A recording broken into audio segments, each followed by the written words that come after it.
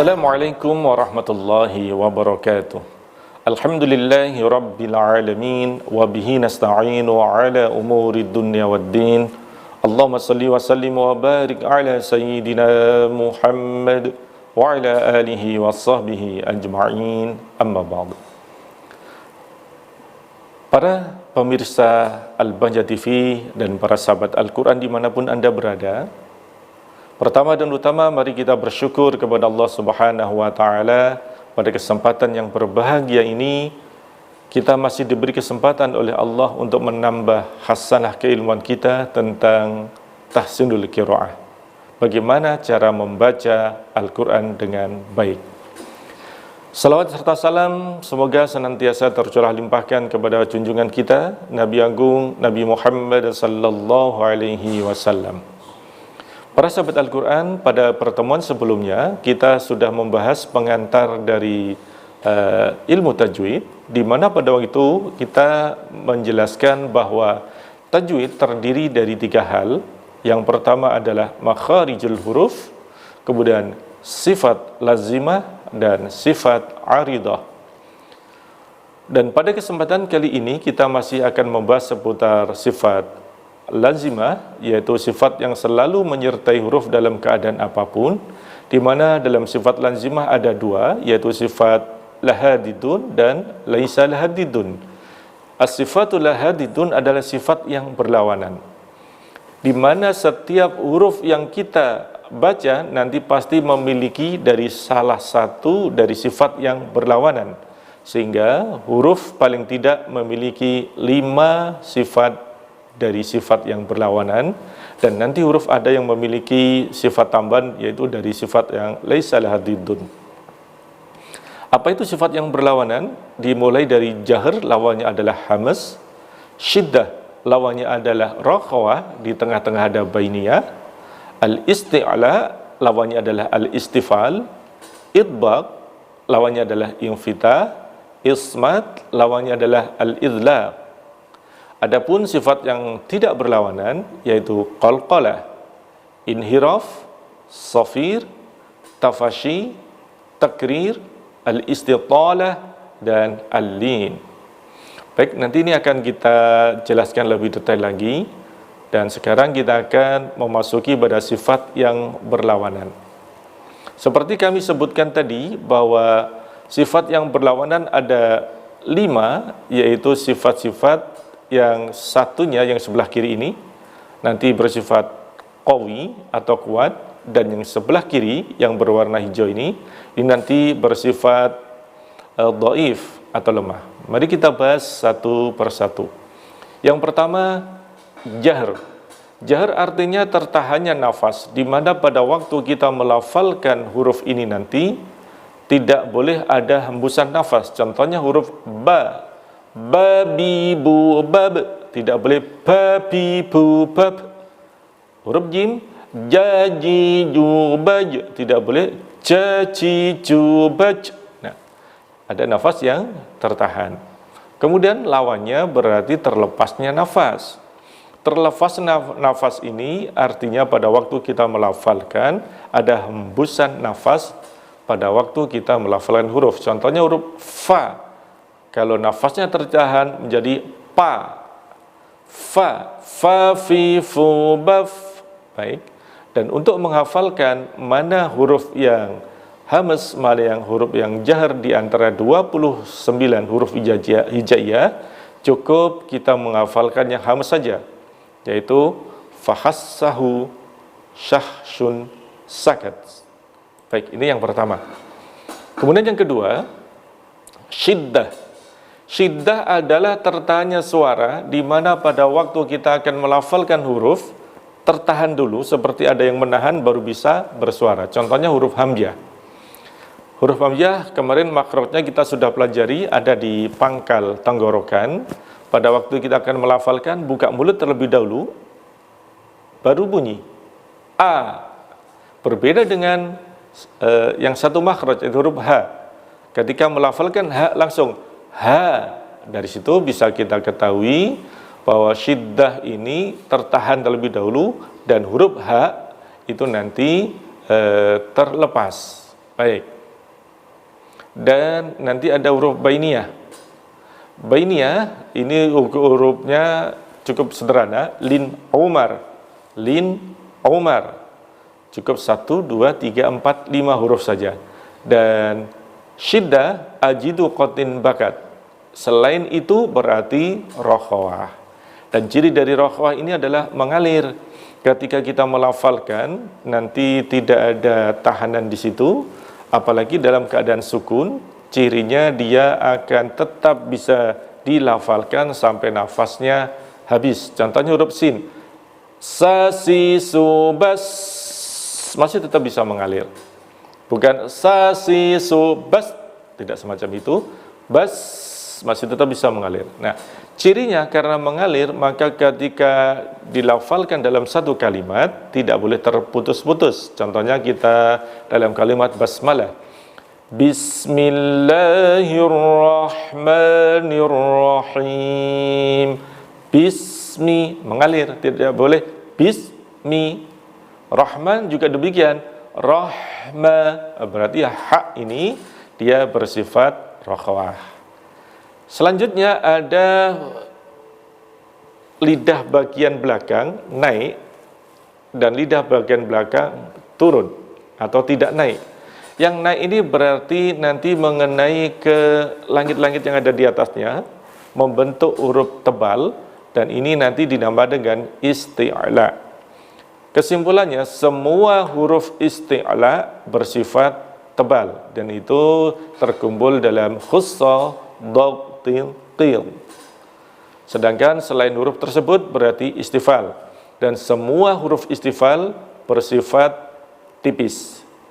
Kita ulangi sekali lagi, semua huruf isti'la bersifat tebal dan semua huruf istifal bersifat tipis. Baik, para pemirsa sahabat dan para sahabat Al-Quran dimanapun Anda berada, jangan kemana-mana. Nanti akan kita lanjutkan dalam acara Belajar Tajwid Semakin Mudah Membaca Al-Quran.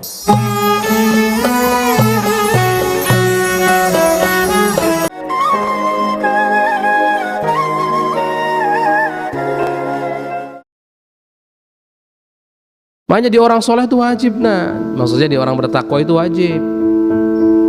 Gak bisa ditawar-tawar. Profesimu apapun itu profesimu, syaratnya tetap satu, sebagai seorang muslim harus bertakwa. Mau jadi ulama, bertakwa. Mau jadi pedagang, bertakwa. Mau jadi petani, ya bertakwa. Maka kita harus memperhatikan, kita harus menjaga apa saja adab-adab yang harus kita perhatikan ketika di dalam rumah. Di antaranya adalah yang pertama, perbaiki hubungan kita dengan Allah Subhanahu wa Ta'ala. Nah, adik-adik yang lain juga sama ya. Ayo angkat jemari tangannya dan katakan, aku ingin masuk surga. Betul sekali adik-adik ya. Baginda Rasul mengatakan setiap umat Rasulullah itu pasti masuk ke dalam surga, kecuali orang-orang yang enggan. Artinya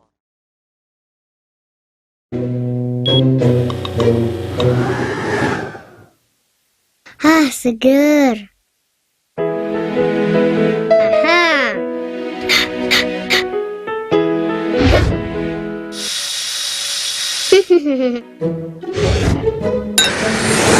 Aha. Hah? Hah?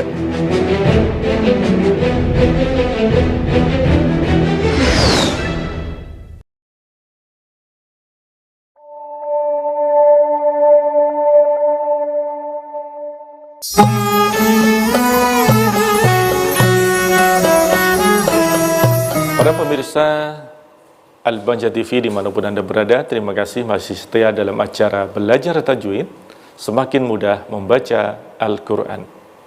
Akan kita lanjutkan, pada bahasan berikutnya adalah masih seputar sifat lazimah yang berupa sifat yang berlawanan, yaitu sifat idbaq. Idbaq ini lidah bagian depan melekat artinya terangkat dan terkatup ke langit-langit. Kita bahasa mudanya melekat. Jadi melekatnya lidah pada langit-langit. Kalau istilah tadi lidah bagian belakang, kalau idbaq adalah lidah bagian depan. Ini hurufnya cukup shad, dad, ta, dha.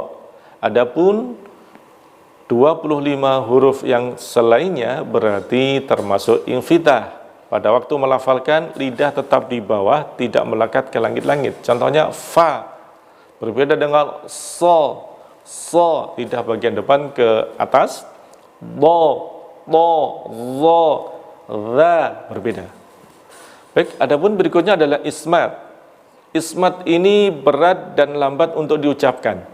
Adapun lawannya adalah idlaq, yaitu ringan dan cepat untuk diucapkan.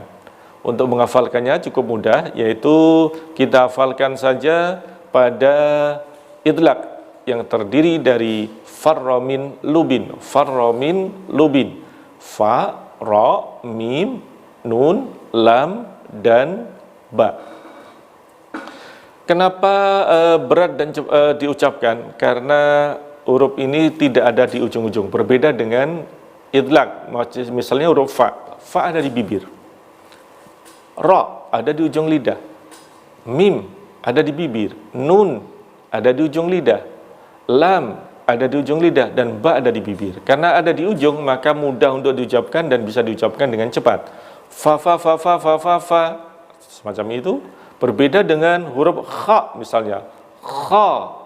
Nah, kalau kita percepat tidak bisa, biasanya ha sudah berubah. Kalau kha ada di belakang, itu yang menyebabkan kenapa dinambah dengan berat atau lambat diucapkan. Baik, ini adalah sifat yang berlawanan. Dan sekarang kita akan mempelajari dari sifat yang tidak berlawanan. Sifat yang tidak berlawanan diawali yang pertama dengan qalqalah. Qalqalah adalah suara tambahan yang kuat yang keluar setelah menekan makhraj. Kita ulangi lagi, suara tambahan yang kuat yang keluar setelah menekan makhraj, terkumpul dalam qatbu jadin. Nah, ketika misalnya kita melafalkan huruf qaf, qati qubaq, baq menekan, kemudian karena ada suara tambahan yang kuat berarti berubah pantulan, baq, dadi dubad, nah, babi bubab, ada suara tambahan yang kuat, yaitu berupa pantulan. Jaji jubaj, dadi dubad, nah semacam itu. Itu adalah huruf qalqalah dengan nanti berbagai tingkatan yang ada di dalamnya. Yang kedua inhiraf, condongnya huruf ke makhraj atau sifat huruf lain. Ini hurufnya cukup ada dua saja, huruf lam dan huruf ra. Kita tahu misalnya ketika kita melihat ada anak kecil yang belum bisa melafalkan huruf R, maka cenderung kepada L. Ra menjadi la, semacam itu. Ini anak kecil menunjukkan bahwa itu ada kecenderungan untuk ke huruf lainnya, baik makhraj maupun sifatnya. Kita tahu lam itu ada di sisi, ra itu ada di tengah. Jadi ujung lidah ada ke dalam dan tepi ujung lidah. Karena berdekatan, inilah yang menyebabkan lam dan ra itu ada sifat yang namanya inhiraf. Ini tidak mempengaruhi terhadap kaifiyah atau tata cara melafalkan, tapi kita sebagai pengetahuan bahwa ada sifat yang namanya inhiraf. Kemudian safir, suara tambahan yang mendesis. Hurufnya ada 3, huruf yang ada di ujung lidah, yaitu ujung lidah menghadap mendekat gigi seri, yaitu huruf sad, sin, zai. Sad, sin, zai. Sama-sama ada safirnya, yang membedakan nanti zai ini dia ditahan nafasnya, sedangkan sad dan sin dia lepas nafas. Baik, itu yang membedakan ketiganya. Nanti kita akan pelajari lebih detail lagi pada waktu kita mempelajari huruf per huruf. Dan berikutnya adalah takrir. Takrir ini adalah bergetarnya ujung lidah. Seberapa banyak getarannya? Cukup 1 kali getaran saja. Ra, bukan ra, bukan sebenarnya. Allahu Akbar, bukan Allahu Akbar, tidak semacam itu, tapi cukup satu kali getaran. Dan berikutnya adalah tafashi, menyebarnya angin yang banyak di permukaan lidah. Sha, shi, su, bash, semacam itu. Dan ada satu lagi, istitalah, memanjangnya suara dalam makhraj. Kita ketahui kemarin bahwa huruf dot ini sifat makhrajnya panjang, perbatasan dengan lam sampai dengan geraham yang paling belakang. Maka di situ nanti akan memunculkan sifat yang namanya istitalah, memanjangnya suara dalam makhraj. Fil ard waladhdallin. Timbul pertanyaan, berapa panjang pertambahan panjangnya atau mulurnya ini? Yaitu sebesar 1/3 harokat.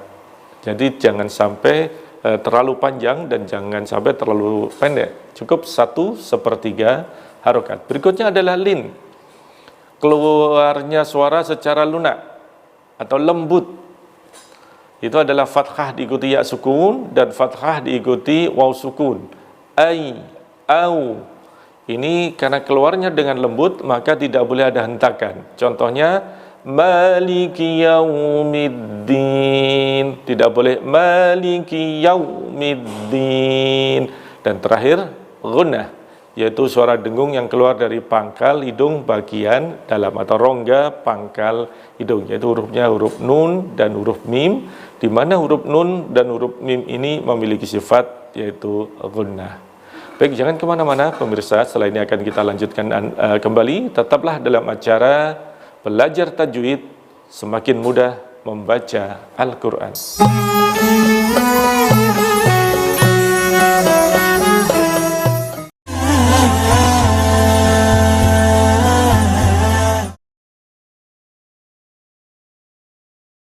Menutup aurat ini adalah kemuliaan karena kita mahal. Karena kita mulia, karena kita terhormat. Jadi ini harus ada kebanggaan kita.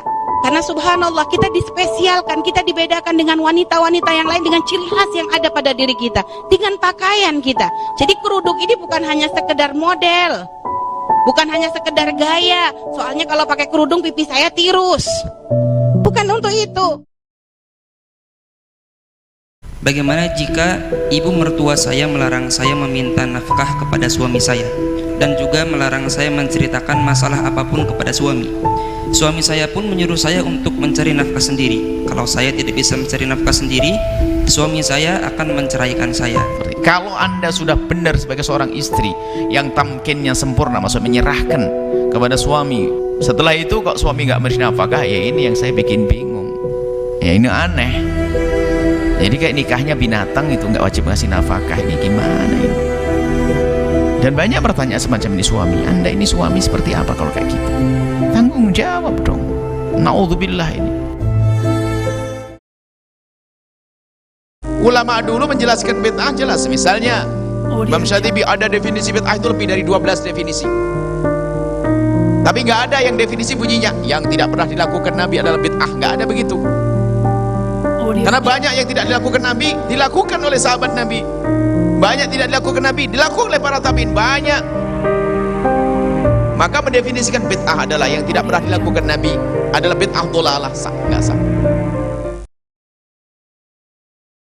يا موطن العطاء خديجة الكبرى فاطمة الزهراء كذا العظيمة آسيا ومريم العذراء عائشة وفضلها فضل الثريد على الغذاء خير نساء العالمين وفضلهم عم الورى.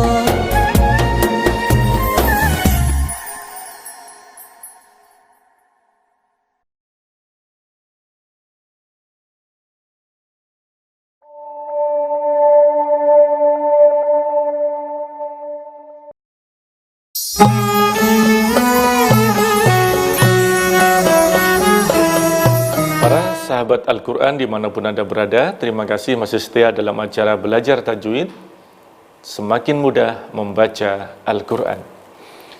Mari kita lanjutkan kembali pembahasan kita tentang sifat lazimah, dan kali ini kita akan mulai mempraktekkan untuk mempelajari huruf per huruf, mulai dari makhraj dan sifatnya, terutama sifat lazimah. Kita awali dengan huruf mad. Huruf mad ini adalah fathah diikuti alif, kemudian kasrah diikuti ya sukun, dan dhammah diikuti waw sukun. Di dalam Rasam Utsmani, untuk tanda mad ini, ya itu tidak ada tanda sukunnya, demikian juga dengan waw. Karena yang digunakan adalah kasrah diikuti ya, atau ada yang mengatakan kasrah diikuti ya sukun tanpa tanda atau tidak bertanda. Baik, makhrajnya ini ada di al-jauf. Al-jauf adalah rongga mulut dan tenggorokan. Di rongga mulut dan tenggorokan ini berarti ketika kita melafalkan tidak boleh ada menyentuh dinding-dinding atau yang menyebabkan nanti timbul suara sengau. Nah, karena huruf mad itu huruf yang memanjangkan suara, maka nanti tebal atau tipisnya huruf tergantung huruf mad ini diawali oleh huruf tebal atau huruf tipis. Kalau diawali oleh huruf tebal akan menjadi tebal, dan kalau diawali oleh huruf tipis akan menjadi tipis. Contoh huruf mad, misalnya kita melafalkan ba, itu pendek, babi bu bab. Kalau kita kasih dengan tanda mad, kita contohkan mad tabi'i, babi bu bab, babi bu. Nah, itu babi bu. Ketika kita melafalkan ba itu keluar dari al-jauf atau rongga mulut dan tenggorokan, bu. Maka kalau kita perhatikan di situ sifatnya, yang pertama adalah jahr, tertahannya nafas. Di situ tidak ada nafas yang terlepas. Kemudian rakhawah, mengalir, karena ini ada di rongga mulut dan tenggorokan, maka dia sifatnya mengalir atau rakhawah. Kemudian istifal, lidah tidak naik, yaitu lidah bagian belakang. Kemudian lidah bagian depannya infitah, lidah tidak melekat pada langit-langit, dan kemudian ini termasuk yang berat dan lambat untuk diucapkan atau ismat. Kita akan kasih contoh, kita akan melafalkan surat Al-Adiyat. Bismillahirrahmanirrahim. Diperhatikan pada waktu panjang, di situ harus al-jaufnya dapat, dan ini adalah bersifat yang pertama tadi, tertahannya nafas. Bismillahirrahmanirrahim. Wal 'adiyati dhabha, di situ ada rikhwah atau rakhwah. Fal muriyati qadha, fal mughirati subha, fa asarna bihi naq'a, fa wasatna bihi jam'a. Innal insana li rabbihi lakanud. Perhatikan, lakanud. Wa innahu ala dzalika lasyahid. Wa innahu li hubbil khairi lasyadid. Afala ya'lamu idza bu'sira ma fil qubur wa khussila ma fis sudur inna rabbahum bihim yawma idil khabir. Nah, Adapun huruf itu nanti dibaca tebal atau tipis tergantung dari huruf yang mendahului. Jadi inilah yang disebut dengan al-jauf tadi, huruf-huruf mat tadi, maka harus tercapai dengan benar di situ. Tidak boleh ada suara sengau yang terkandung di dalamnya. Karena itu perlu berlatih. Pada pertemuan yang awal dulu kita telah menyebutkan bagaimana cara membentuk al-jauf, yaitu dengan apabila huruf ini tidak mengandung dengung, ketika kita pencet tidak boleh ada bergetar di pangkal rongga hidung. Masih ingat bahwa kalimat yang sering kita contohkan adalah saya suka, saya suka.